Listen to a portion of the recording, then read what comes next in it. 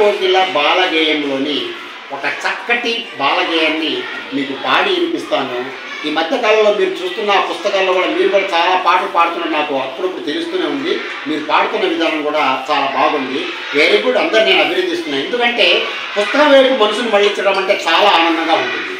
జీవిత కాంతులు, ఈ జీవిత కాంతులు గేయాన్ని నేను రాశాను. మన వసంత కోకిల బాలగేయ సంపుట్లో ఉంది కాబట్టి ఈ గేయాన్ని నేను పాడతాను. మీరందరూ చక్కగా విని తర్వాత మీరు ప్రాక్టీస్ చేయండి. ఓకేనా? ఉదయమే లేచి ఉత్సాహంగా చకచక బడికి చేరుతాం. గురువులు చెప్పే పాఠాలింటూ తాత్పర్యం ఆస్వాదిస్తాం. ఉదయమే లేచి ఉత్సాహంగా బడికి మేము చేరుతాం. గురువులు చెప్పే పాఠాలింటూ తాత్పర్యం ఆస్వాదిస్తాం. అమ్మ పెట్టిన అరిసెలు తింటూ ఆటలెన్నో ఆడేస్తాం. అమ్మ పెట్టిన అరిసెలు తింటూ ఆటలెన్నో ఆడేస్తాం. ఇక్కడ అక్కడ తేడా లేక ఈలలు వేస్తూ గెంతేస్తాం.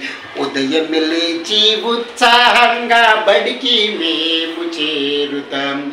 గురువులు చెప్పే పాఠాలింటూ తాత్పర్యం ఆస్వాదిస్తాం. కణిక పలక చేతబూని ఖండాలన్నీ గీసేస్తాం. గబగబ అంకెలు దిద్దేసి గణగణ గంట కొట్టేస్తాం. కణిక పలక చేతబూని ఖండాలన్నీ గీసేస్తాం.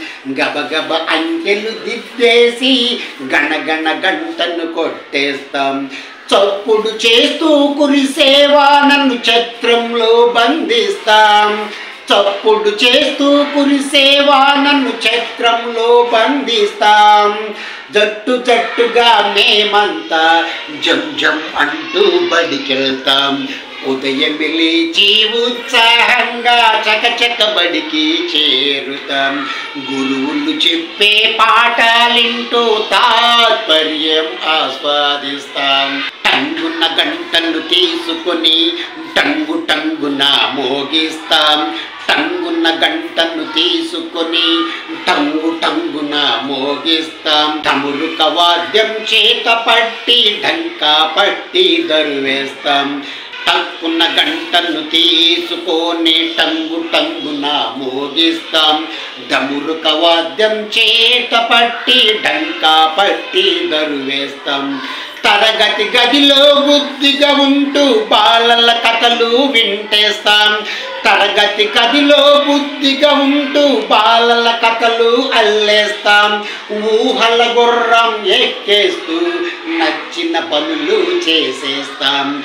ఉదయం లేచి ఉత్సాహంగా బడికి మేము చేరుతాం. గురువులు చెప్పే పాఠాలింటూ తాత్పర్యం ఆస్వాదిస్తాం. అమ్మ పెట్టిన అరిసెలు తింటూ ఆటలెన్నో ఆడేస్తాం. అమ్మ పెట్టిన అరిసెలు తింటూ ఆటలెన్నో ఆడేస్తాం. ఇక్కడ అక్కడ తేడా లేక ఈలలు వేస్తూ గెంతేస్తాం. ఉదయం లేచి ఉత్సాహంగా బడికి మేము చేరుతాం. ఉదయం లేచి ఉత్సాహంగా చకచక బడికి చేరుతాం. ఇది గేయం. ఈ గేయాన్ని మనం ఇలా పాడగలగాలి. ప్రతి గేయాన్ని అలా పాడగలిగితేనే అది బాలగేయం అవుతుంది. ఆ బాలగేయాన్ని మనం రాసేటప్పుడే ఒక రాగంలోనూ ఒక తాళంలో ఊహించుకొని రాసుకుంటే గేయాలన్నీ చక్కగా వస్తాయి. కాబట్టి ప్రతి ఒక్క విద్యార్థి కూడా మీరు చక్కగా గేయాలని చదువుతుంటే ఒక ఆనందం ఉంటుంది. కాబట్టి మీరు కూడా రాయడానికి ప్రాక్టీస్ చేయాలి. అందరూ రాస్తారా మరి? Very good.